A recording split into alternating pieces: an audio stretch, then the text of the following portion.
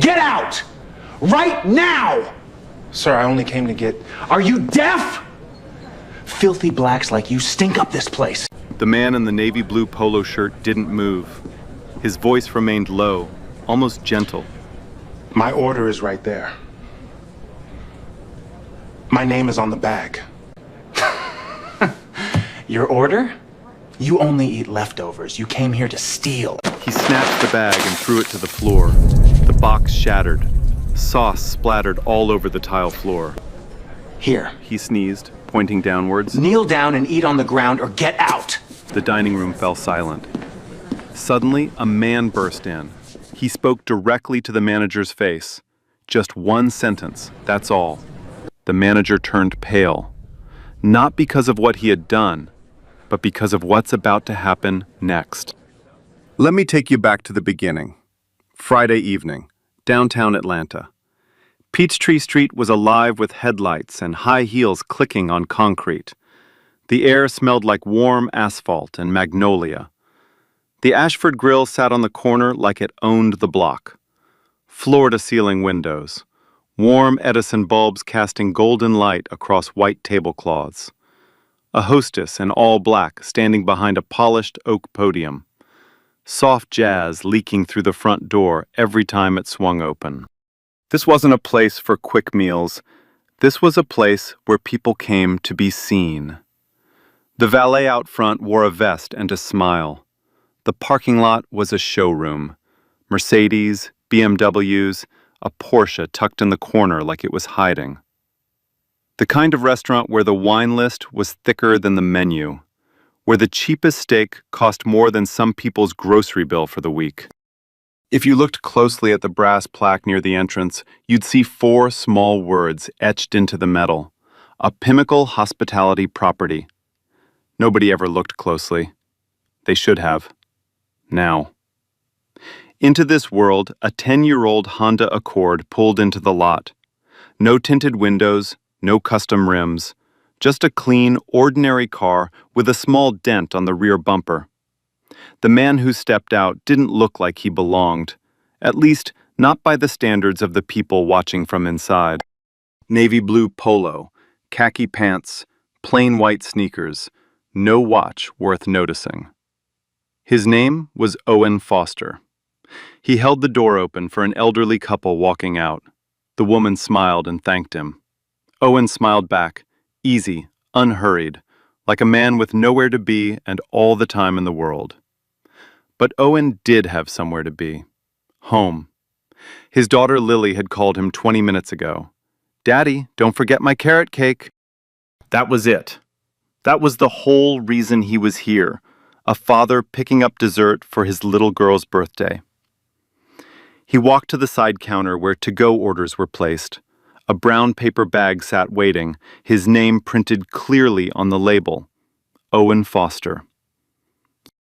What nobody in that room knew, not the hostess, not the bartender, not the couple at table 4 sipping Chardonnay, was that Owen had built this restaurant from nothing. He chose the tile beneath their feet. He approved the menu they were reading. He signed the lease on the building they were sitting in. He owned Pinnacle Hospitality Group, 32 properties across the Southeast, hotels, restaurants, rooftop bars, a catering empire. But tonight, Owen wasn't here as the owner. He was here as a dad, picking up cake. And then there was Craig Henderson. Craig came out of the back office the way a prison guard steps onto the yard, chest first, chin up, eyes scanning. He adjusted his tie in the reflection of the bar mirror, smoothed his hair, checked his cuffs. He'd been general manager for 8 months, hired through a corporate staffing firm while Owen was traveling overseas. Craig had never met Owen Foster, never seen his face, never bothered to read the ownership documents sitting in the company shared drive. To Craig, he was the king of this castle, and he ruled it like one. He snapped his fingers at a busboy clearing table 9. "Faster, you're not on a lunch break." He passed Tamara Collins, a black server carrying a tray of drinks, and muttered without looking at her, "Smile, Tamara, you look angry. You're scaring the guests." Tamara said nothing. She'd learned not to. Craig had a habit. Every time someone walked through that front door, his eyes would move to them before his body did. He'd scan them head to toe, shoes first, then clothes, then skin. If you passed the test, you got a smile and a good evening. If you didn't, you got Craig. And right now, Craig's eyes had found Owen, a black man, standing at the counter, navy polo, white sneakers. His jaw tightened, his posture straightened, his fingers curled around the cuff of his sleeve. He didn't see a customer. He didn't see a father.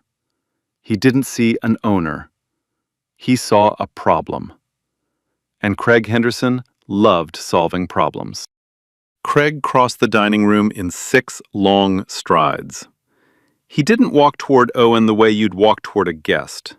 He walked toward him the way a bouncer walks toward a problem at the door. Shoulders squared, jaw set, eyes locked. Owen was standing at the to-go counter, scrolling through his phone. A photo of Lily in her birthday dress had just come through. Pink tutu, crooked tiara, gap-toothed smile. He grinned at it. He didn't see Craig coming. "Can I help you?" Owen looked up.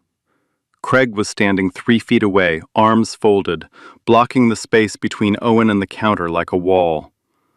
"Yeah, I'm just picking up a to-go order," Owen said. "Should be right there, under Foster." Craig didn't look at the counter, didn't check the system, didn't glance at the bag sitting 2 feet from his elbow with Owen's name printed on it in black marker. Instead, he looked Owen up and down, slow, deliberate. Shoes first, then pants, then polo, then face. "This counter is for customers who've placed orders through the app or by phone," Craig said. "Do you have a confirmation number?" "I called it in about an hour ago," Owen said. "The bag's right there. My name's on it." Craig still didn't look. "Sir, I'm going to need you to show me a confirmation. We've had issues with people walking in off the street and grabbing orders that don't belong to them." Owen tilted his head slightly. He'd heard this before. Not the words, the tone. That particular frequency of suspicion dressed up as policy.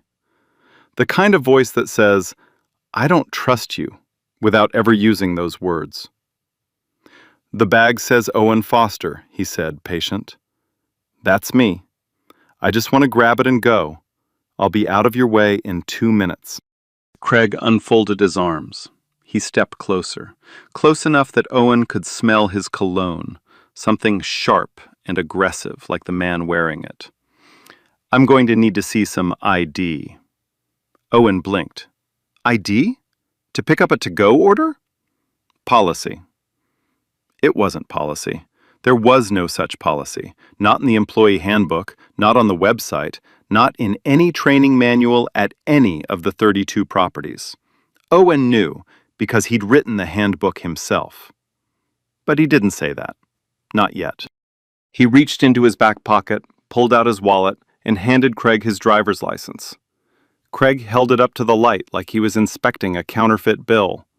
He looked at the photo, looked at Owen, looked at the photo again, tilted it sideways, squinted. Then he handed it back without a word. But he still didn't move. "There's also the matter of our dress code," Craig said. Owen looked down at himself. Polo, khakis, clean sneakers. "I'm not dining in," Owen said. "I'm picking up a bag." "Doesn't matter. The Ashford Grill maintains a business casual minimum at all times. Your attire doesn't meet that standard." Owen glanced past Craig into the dining room. Table 2. A white man in a baseball cap and a faded college t-shirt, eating a ribeye. Table 7. A woman in flip-flops, laughing with her friend over a bottle of rosé. The bar. A kid in a hoodie, no older than 21, nursing a cocktail and scrolling his phone. None of them had been stopped. None of them had been asked for ID. None of them had been told they didn't meet the standard. Owen looked back at Craig. You want to talk about dress code? I'm telling you our policy. Your policy. Owen's voice didn't rise. It got quieter. The man at table 2 is wearing a beer logo on his chest. The woman at table 7 is in flip-flops. But I'm the one who doesn't meet the standard. Craig's eye twitched. Just barely. A flicker of something. Not guilt, not shame. Annoyance. The annoyance of a man who wasn't used to being questioned by someone he considered beneath him. Sir, I'm going to have to ask you to wait outside. I'll have someone bring your order to the curb. To the curb. Like a dog waiting for scraps at the back door. Owen felt the heat behind his eyes. He'd felt it before.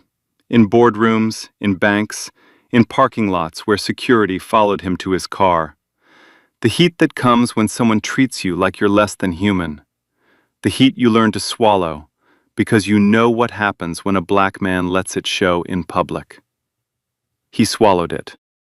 I'm not waiting outside, Owen said, calm as still water. My order is right there. I'm going to pick it up, and I'm going to leave.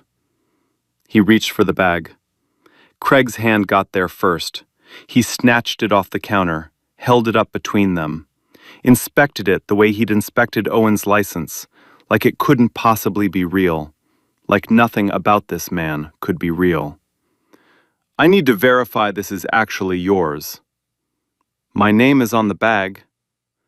We've had issues. My name is on the bag. Craig looked at Owen. His lips curled into something that wasn't quite a smile. It was the expression of a man who had power and wanted you to feel it, wanted you to shrink under the weight of it. Then he opened his hand. The bag dropped. Not a toss, not an accident, a deliberate, open-palmed release. His fingers spread wide like he was letting go of something filthy. The brown paper bag hit the tile floor with a wet thud. The container inside cracked open on impact. Carrot cake, Lily's favorite, the one with the cream cheese frosting and the little orange sprinkles she always picked off first and saved for last, split apart across the polished floor. Frosting smeared in a white streak across the tile. Sauce bled out in a slow, dark puddle. Oops, Craig said. His voice was flat, dead, empty of everything except satisfaction. Guess you'll need to reorder. He looked down at the mess, then back at Owen. Or you could get on your knees and clean that up. Your choice. The jazz was still playing, something soft and sweet with a saxophone. It felt obscene now, like music at a crime scene. The dining room didn't just go quiet, it froze. The couple at table 4 stopped mid-bite. The woman's fork hung in the air, a piece of salmon still on it. Her husband set his napkin down slowly, staring at Craig with his mouth open. The man at the bar lowered his glass so carefully you could hear the ice shift against the crystal. Brenda Lawson, 62 years old, white hair, pearl earrings, sitting at table 6 with her husband Gerald, reached into her purse without saying a word. She pulled out her phone, tilted the screen toward Craig, and pressed record. Her hands were steady, her face was not. A young couple near the window exchanged a look. The woman whispered, "Oh my God." Her partner shook his head, hands flat on the table, like he was keeping himself from standing up and doing something he'd regret. Tamara Collins stood frozen in the middle of the dining room, a tray of drinks balanced on her palm. Her eyes were wide, her lips were pressed tight. She'd seen Craig do ugly things before, the comments about her hair, the way he seated black guests by the kitchen, the time he told the sous chef his food was too ethnic. But this, throwing a man's food on the floor and telling him to kneel? This was something she'd never forget. Owen looked down at the floor. At the cake, At the frosting, at the little orange sprinkles scattered across tile he'd personally chosen 3 years ago from a showroom in Savannah. His daughter's birthday cake. On the floor, at his feet, in his own restaurant. He bent down slowly, picked up the cracked container with both hands, set it gently on the counter.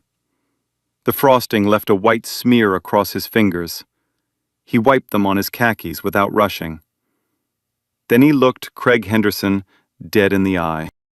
His voice was barely above a whisper. But every single person in that room heard it. You're going to regret this. Craig smirked, crossed his arms, leaned back on his heels like a man who had already won. Is that a threat? You want me to call the police? Because I will, and trust me, they won't be as polite as I've been. Owen said nothing. He just stood there, still as stone, eyes steady, hands at his sides. And that stillness, that terrifying, patient, unshakable calm, should have told Craig everything he needed to know.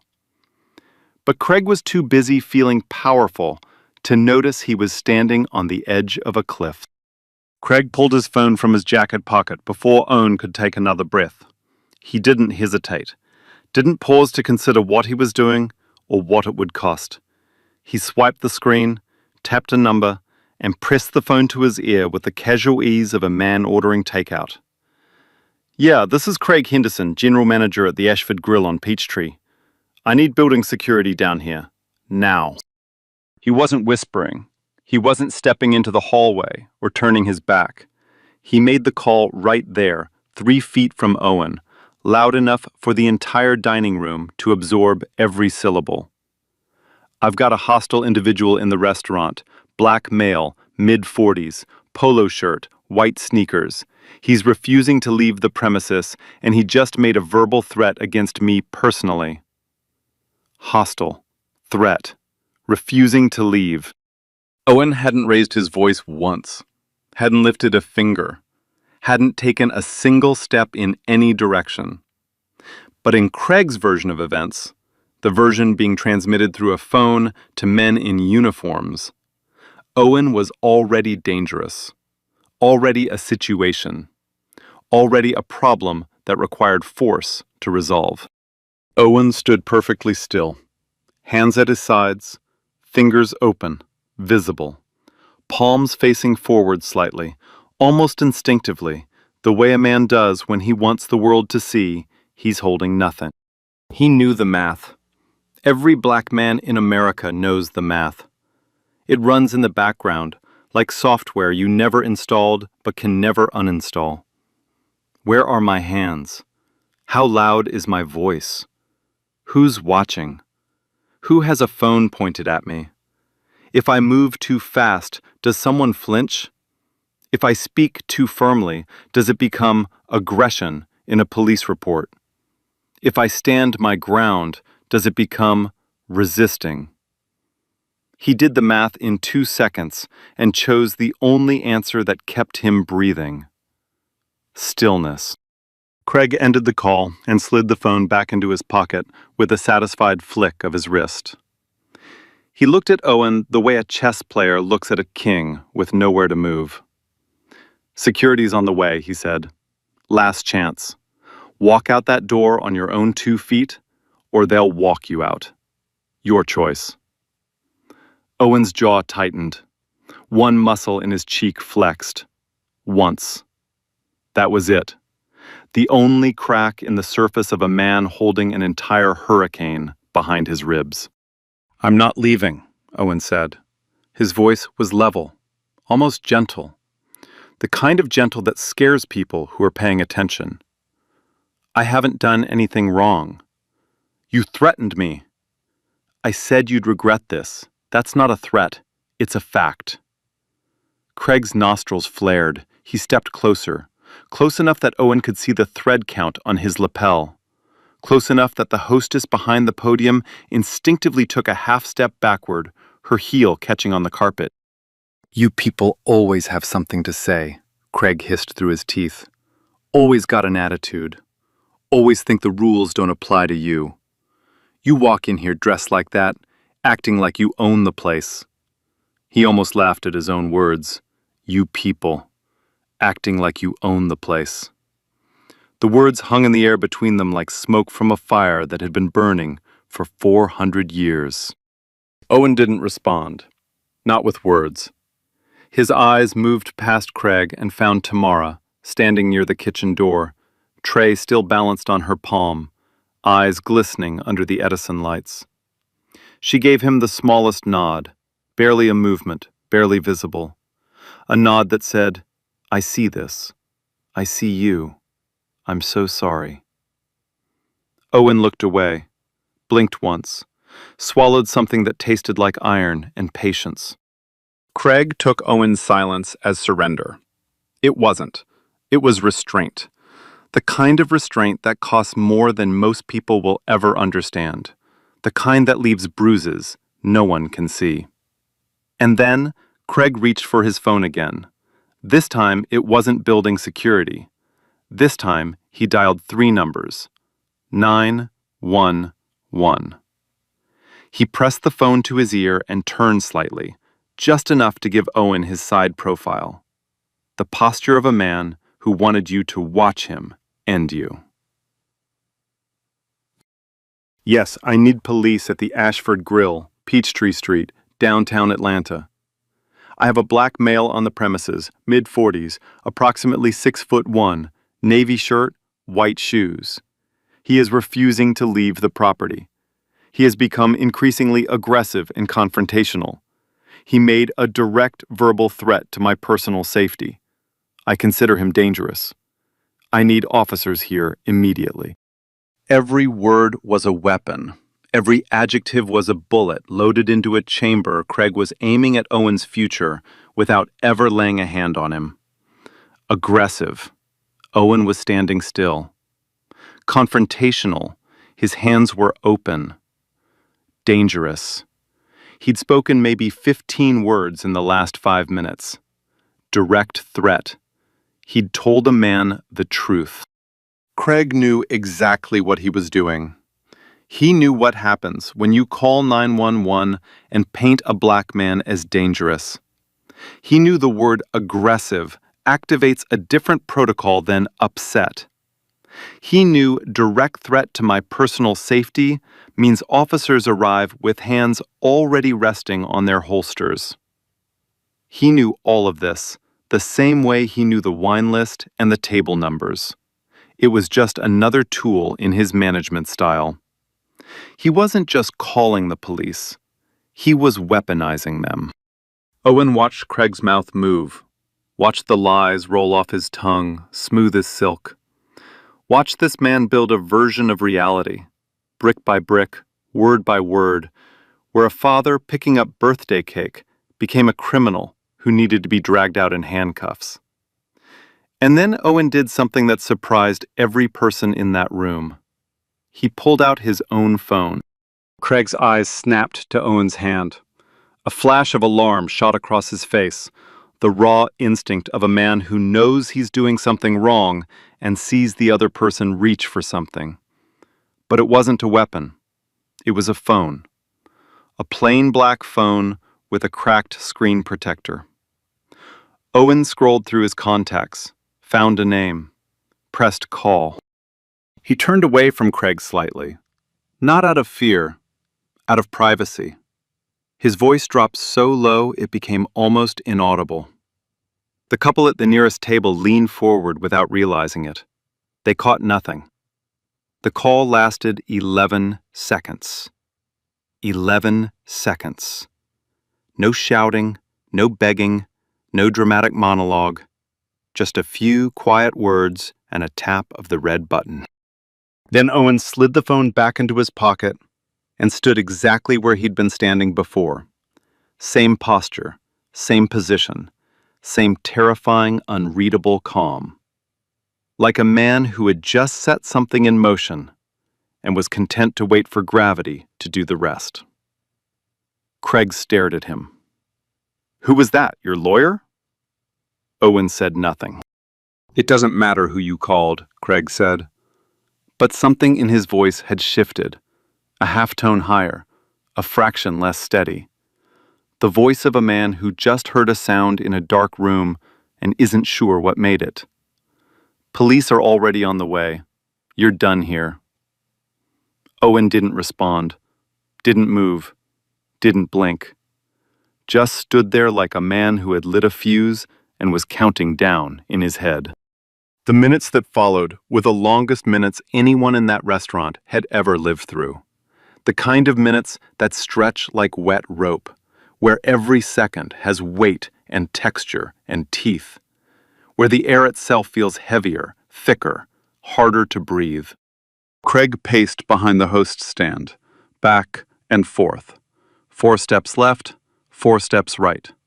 He adjusted his tie twice, checked his phone 3 times, straightened a stack of menus that didn't need straightening, picked up a pen, put it down, picked it up again. Owen didn't pace, didn't fidget, didn't check his phone.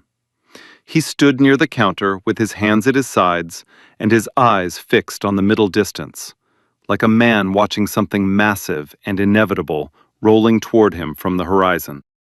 The jazz kept playing. Nobody was listening. A busboy emerged from the kitchen, saw the smear of cake and frosting still on the floor, and froze, like he'd stepped onto a crime scene. He looked at Craig. Craig snapped his fingers and pointed down. "Clean it up." The boy grabbed a mop and worked fast, eyes on the floor, mouth shut. The frosting was gone in 30 seconds, but the stain it left, on the tile, on the air, on every person who watched a man's food get thrown at his feet, that wasn't going anywhere. An older black couple near the back quietly flagged their server for the check. The woman's hands trembled as she signed the receipt.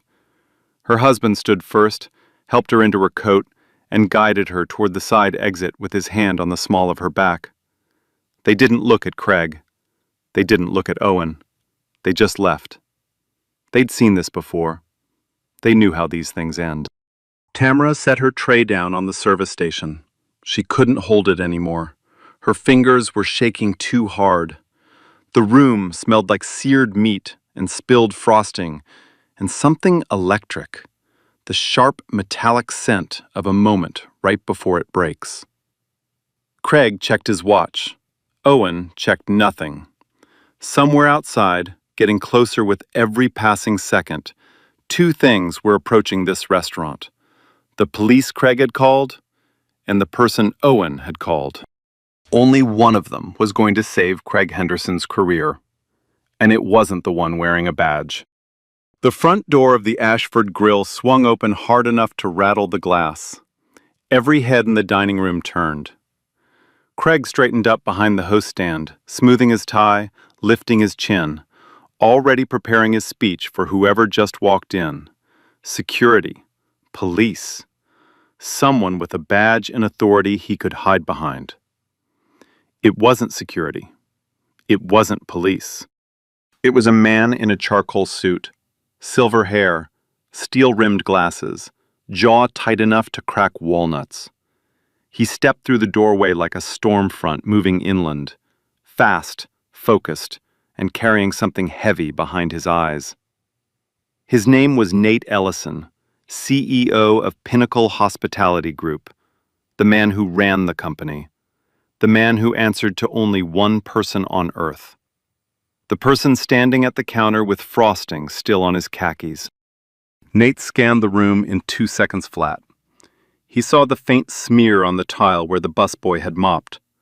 He saw the cracked container still sitting on the counter. He saw Tamara standing frozen near the kitchen door. He saw Brenda Lawson's phone, still recording, tilted toward the center of the room. And he saw Owen, standing alone, hands at his sides, calm as a man who had already decided how this story ends. Nate's face went white. Not slowly, not in stages, all at once, like someone pulled a plug and the blood just drained straight down. Craig didn't notice. Craig was already moving. He stepped forward with his chest puffed and his manager voice locked and loaded.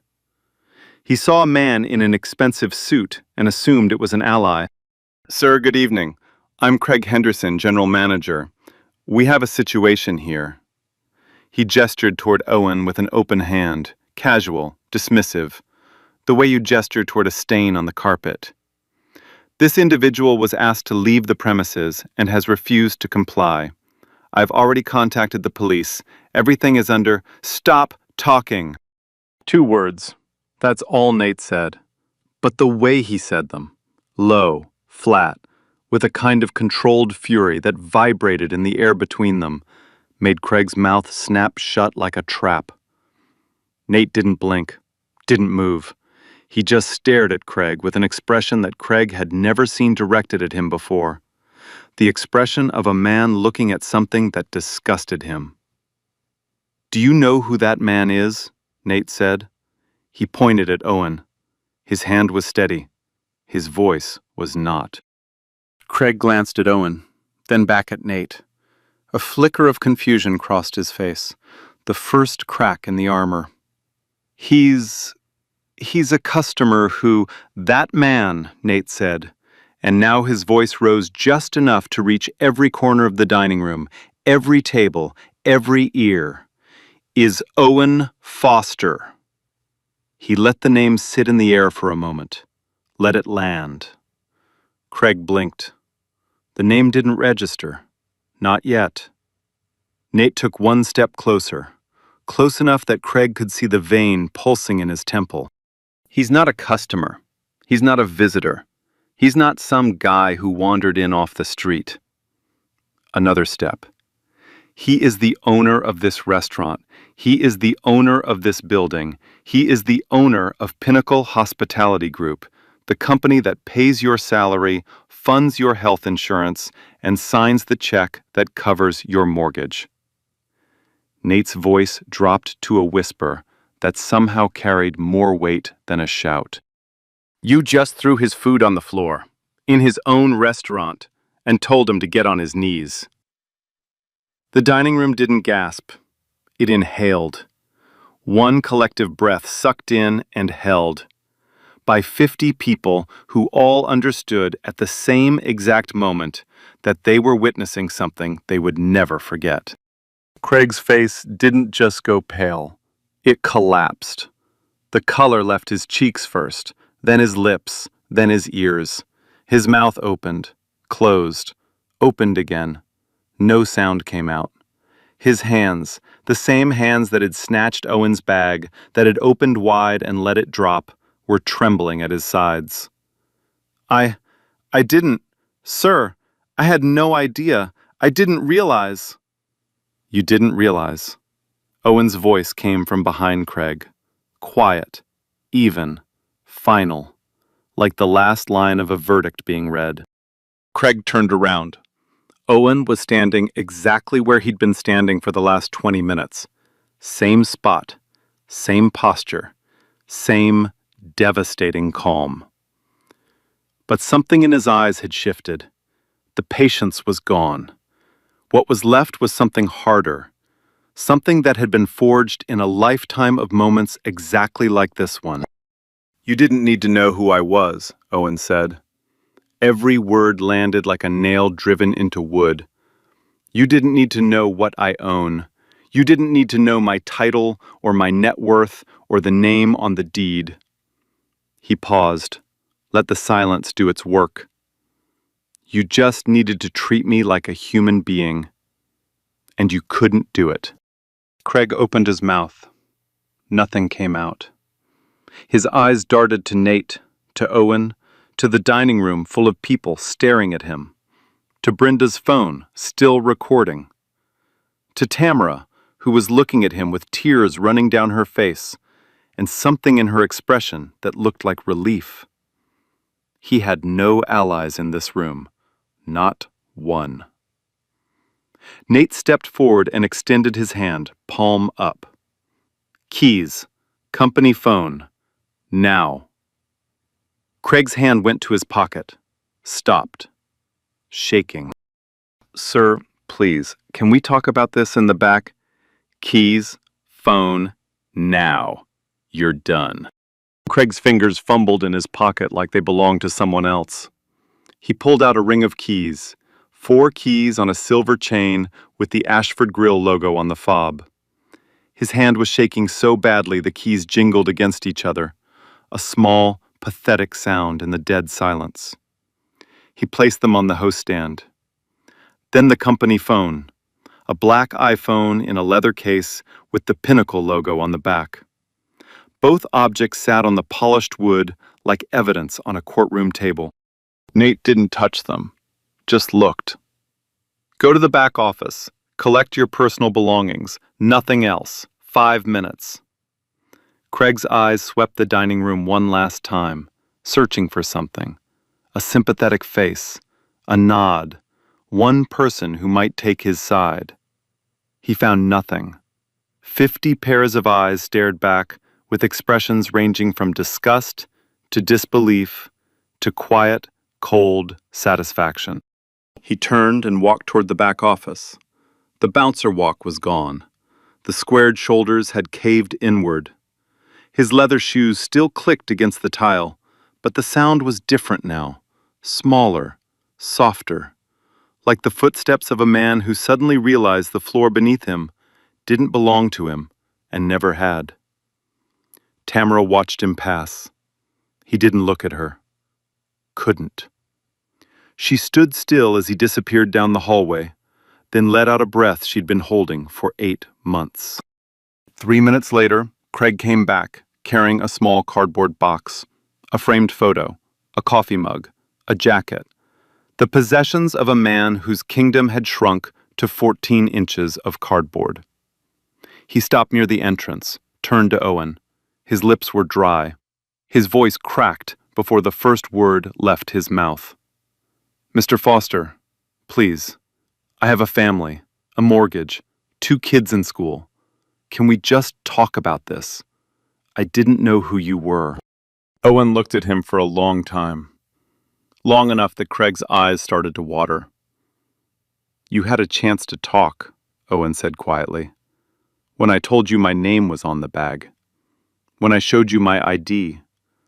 When I said I'd be gone in 2 minutes. He paused. You chose to throw my daughter's birthday cake on the floor and tell me to get on my knees. His voice didn't waver, didn't rise. It was the steadiest sound in the building. That wasn't a mistake, Craig. That was a choice. And choices have weight. Craig's chin dropped to his chest. The framed photo almost slid off the box. He caught it with trembling fingers, pressed it against the mug, and walked out through the service exit. The door closed behind him with a soft click. Nobody said goodbye. The dining room exhaled. Not all at once, in stages. A murmur at table 2. A whispered, "Did that just happen?" near the window. A woman at the bar pressing her hand against her chest, shaking her head. Tamara crossed the floor to Owen. Her eyes were red, her hands still trembling. She didn't have a speech. She just stood in front of him and said what she'd been wanting to say for 8 months. He did this all the time. The comments, the seating, the scheduling. He told me once I was too aggressive for fine dining. Her voice broke on the last word. I didn't say anything because I needed this job. Owen put a hand on her shoulder, gentle, steady. You have nothing to apologize for, and you still have a job. That I promise you. 10 minutes later, 2 Atlanta PD officers walked through the front door. They came expecting a hostile individual, hands near their belts, eyes scanning. What they found was Owen Foster sitting calmly at the bar with a glass of water, Nate Ellison beside him in a charcoal suit, and a dining room full of witnesses who couldn't wait to talk. Brenda Lawson was first on her feet. She walked straight to the officers, phone in hand. I recorded the whole thing. That man used racial slurs, threw this gentleman's food on the floor, and called you here with a false report. The man he targeted is the owner of this restaurant. 3 diners confirmed every word. Tamara gave her account. Nate provided corporate context. The officers looked at each other. One clicked his pen. The other turned to Owen. "Sir, are you all right? Would you like to press charges for the false report?" Owen took a sip of water, set the glass down. "Yes, I would." The officer nodded, shook Owen's hand on the way out. The man who had been called a threat was now being called Sir by the very people Craig had summoned to remove him. The jazz was still playing, but it sounded different now, like it finally belonged. The following Monday morning, Diane Caldwell, Pinnacle Hospitality Group's VP of Human Resources, walked into the Ashford Grill at 8 with 2 investigators, a digital recorder, and a legal pad thick enough to stop a bullet. The investigation lasted 4 days.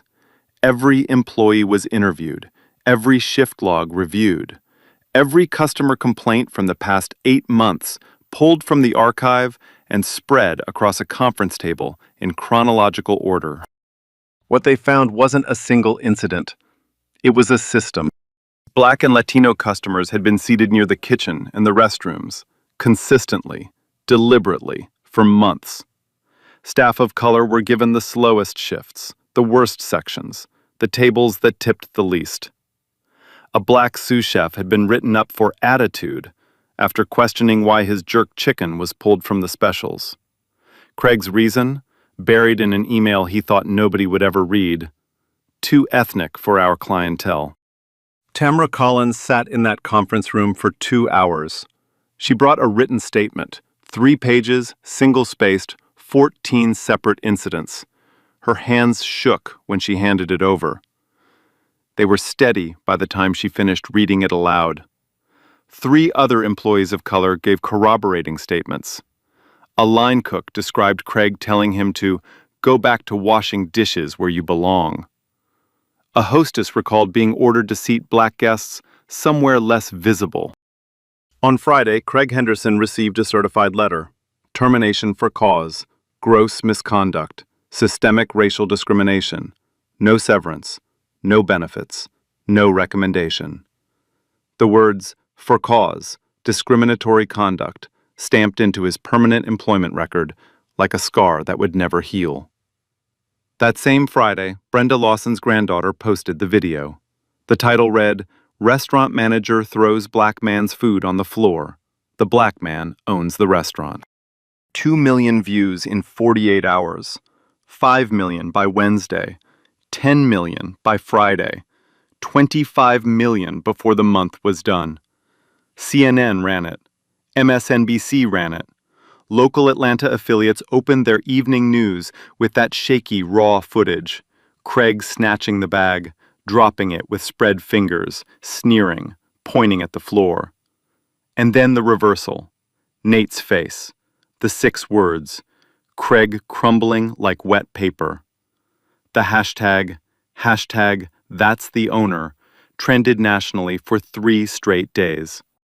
Craig Henderson's full name, face, and employment history were now permanently fused to one of the most shared racism videos of the year. Every search of his name returned the video first. His social media was flooded within hours. He deleted Facebook, Instagram, LinkedIn, all of them. But screenshots had already been archived, stitched into reaction videos, turned into memes that would circulate for years. The internet has no delete button. Craig learned that the hard way.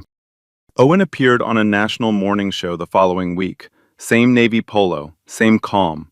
He didn't ask for sympathy. He talked about systemic bias in hospitality, about the people who face what he faced but have no CEO to call, about the silence that lets men like Craig thrive for months unchecked. He said one line that went viral on its own. He didn't throw my food on the floor because of who I am. He threw it because of what I look like. That's the part that should terrify every single one of us. Then came the law. Patricia Greer, Owen's attorney, filed a civil rights complaint with the EEOC and a personal civil lawsuit against Craig. Intentional infliction of emotional distress, racial discrimination, and filing a false police report. The false report charge hit hardest. The DA held a press conference and chose her words carefully. Weaponizing law enforcement against a person because of their race is not a misunderstanding. It is not a bad day at work. It is a crime. Craig pleaded no contest. The sentence? 240 hours of community service, assigned to the National Center for Civil and Human Rights and a community kitchen in a neighborhood he'd never set foot in. Mandatory anti-bias training at his own expense. 2 years of probation. A $15,000 fine. The civil suit ended with a $250,000 judgment against Craig. He didn't have it. He sold his car, emptied his savings, borrowed from his brother, and still came up short. Owen took every dollar and donated it publicly to the Open Door Fellowship, a new fund backing Black and brown entrepreneurs entering the restaurant industry. He announced the donation at a press conference, with Craig's name attached to the fund's origin story. The irony was carved in stone. Craig's racism was now directly bankrolling the dreams of the very community he despised. And then came the part that broke him worse than any courtroom. Nobody would hire him. 214 applications, every restaurant group in Georgia, then the Southeast, then the Mid-Atlantic, then cities he'd never visited in states he'd never lived in. Not one callback, not one interview, not one polite, "we'll keep your file." He tried everything, applied under his middle name, scrubbed the Ashford Grill from his resume, relocated to Texas. But background checks caught the termination for cause. His criminal record surfaced on every screening. And his face, that sneering, pointing, bag-dropping face, frozen in Brenda Lawson's video, was seared into the memory of every HR professional in the hospitality industry. A hiring manager in Dallas recognized him 90 seconds into a Zoom call. She ended the interview with 2 words: "Good luck." The screen went black. The National Restaurant Association featured his case, unnamed but everyone knew, at their annual conference. A panel on workplace discrimination used it as the definitive example of a career erased by a single documented act of bias. Trade publications gave it a name: the Henderson Effect. 15 years of experience wiped out by 15 seconds of cruelty toward a man carrying a bag of birthday cake. Meanwhile, Owen was building. Pinnacle rolled out a company-wide overhaul across all 32 properties, anti-bias training for every manager, a confidential reporting hotline, quarterly culture audits by an independent firm. A new rule: every GM hire required personal approval from Owen or Nate. Nobody would slip through again. The Open Door Fellowship launched with 12 Black and brown entrepreneurs, seed money, mentorship, full access to Pinnacle's supply chain and commercial kitchens. At the launch, Owen gripped the podium and said, "I could afford to stand in that restaurant and wait. I had resources. Most people who go through what I went through don't have a CEO on speed dial. They don't have a legal team. They just have the humiliation. And then they go home and try to explain to their kid why daddy came back without the cake. This fellowship is for them." Within a year, 3 competing hospitality groups launched similar programs. Craig's cruelty had sparked a movement, just not the kind he would have wanted. 1 year later, Owen Foster stood at a podium inside Harvard Business School. 300 students, faculty, and industry leaders filled the auditorium. Camera crews lined the back wall. He was wearing a navy blue polo, khaki pants, white sneakers. The same outfit, the same man. The only thing different was that now the whole country knew his name. He spoke for 40 minutes about dignity, about power, about the quiet violence of assumptions. When he finished, the room stood. The applause lasted long enough to make him uncomfortable. He smiled through it, gently, like a man who had earned the right to be loud, but still chose to be quiet. Pinnacle Hospitality Group opened 4 new properties that year, revenue up, retention at a record high.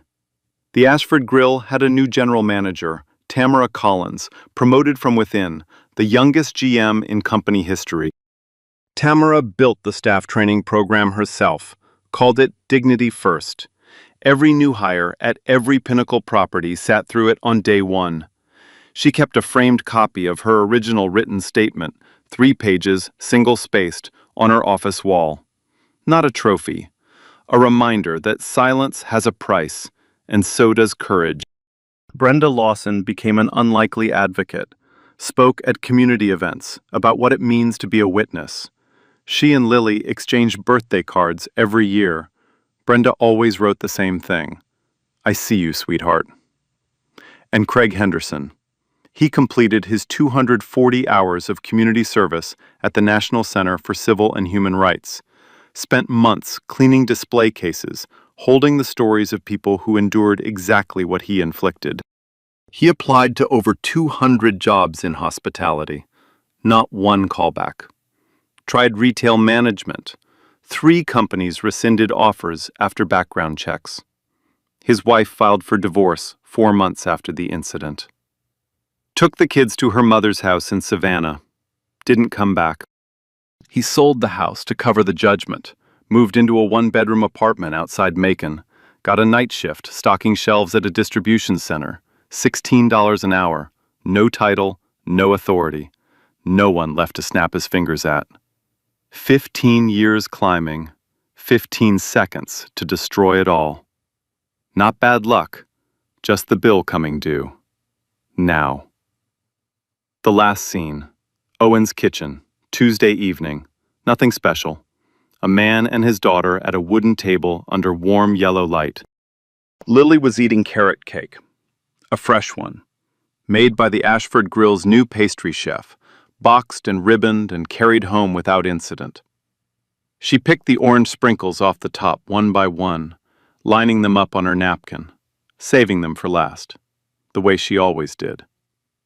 She looked up with frosting on her chin. "Daddy, why did that man throw your cake?" Owen set his fork down, looked at her for a long moment. "Because he didn't see me," he said quietly. "He looked right at me, but he didn't see me." Lily's forehead wrinkled the way it did when she was solving something. "Well, I see you, Daddy." Owen smiled, slow, warm, unstoppable. "Yeah, baby, I know you do." So let me ask you, have you ever witnessed something like this? What did you do? What do you wish you'd done? Drop it in the comments. I want to hear your story. If this one hit you somewhere deep, if it made you angry, made you think, made you want to send it to someone who needs to hear it, then share it, like it, pass it on, subscribe and hit that bell. More stories are coming, and the next one is going to leave you speechless. But before you go, remember this. The people who abuse their small amount of power always forget the same thing. There's always someone watching, always someone recording, and always someone with more power about to walk through that door. Karma doesn't knock. It just walks in. Here's what I'll say. Let people live. That's it. If someone walks into a room and they are not bothering you, let them be. You don't need to question them. You don't need to test them. You don't need to prove you are in charge. Just let people exist in peace. And the second thing, watch out for people who love power too much. Not big power, little power, a small title, a small position. Because the people who abuse the more power are the ones who cause the most pain. They make other people's life miserable every single day. not because they have to, but because nobody tells them to stop. And the last thing, if you see someone being treated like they are less than a human, say something. Don't wait. Don't tell yourself, it's not my business. Because every time you stay quiet, you are telling the bully, keep going. And they will. They always will. Until someone opens their mouth. Like, share, and subscribe. Real stories, real justice every week. And remember, you don't need to know someone's name, their job, or their story to treat them with the respect. They are a person. That's enough.